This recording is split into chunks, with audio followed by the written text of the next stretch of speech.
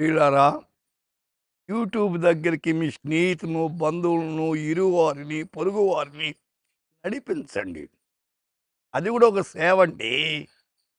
దేవుని వాక్యాన్ని వినేదానికి ఇతరులను ప్రేరేపించాల.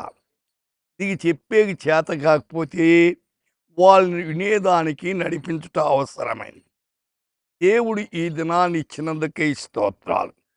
ఈ దినము 116 కీర్తన 6వ వచనం. యెహోవా సాధువులను కాపాడును.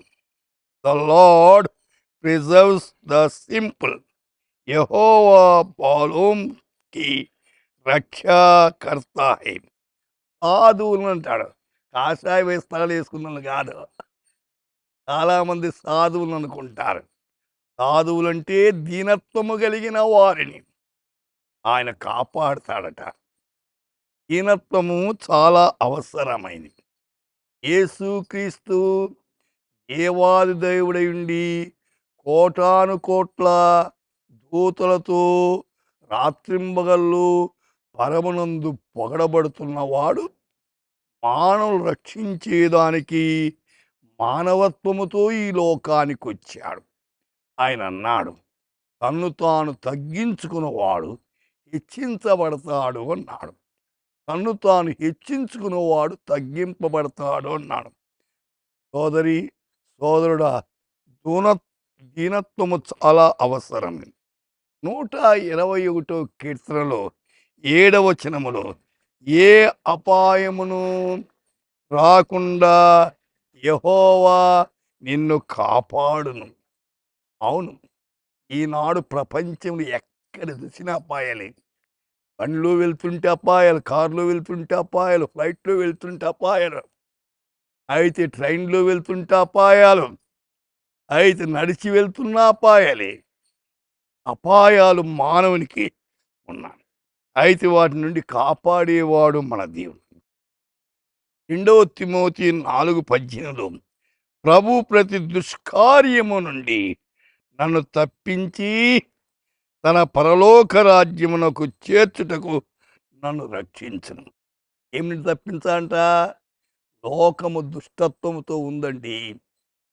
దుష్టుడు ఉన్నాడు లోకములో. ఎవరు దుష్టుడు?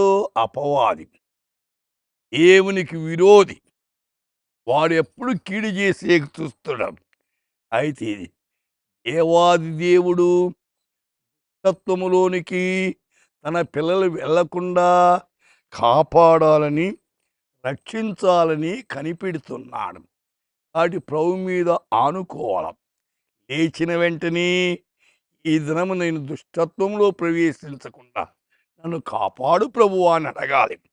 సామెతలు 2:8 న్యాయము తప్పిపోకుండా ఆయన కనిపెట్టును, తన భక్తుల ప్రవర్తన ఆయన కాచును. భక్తులు తమ ప్రవర్తనకు దూరం కాకూడదు. మంచి ప్రవర్తన కలిగి జీవించాలి. ఇటువంటి సమస్యలు వచ్చినా దేవుని మీద ఆనుకొని ఆత్మీయంగా జీవించాలి. సోదరి, సోదరుడా, వింటున్న వారలారా, ఆలోచించండి. నీవు సంపూర్ణంగా దేవుని మీద ఆనుకొని అయితే దుష్టత్వాన్ని నుండి దూరమై దేవునికి దగ్గరే దైవాశీర్వాదాలు పొందండి.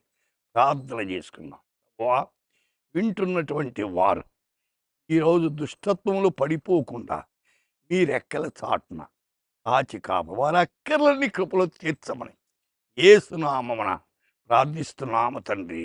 ఆమేన్.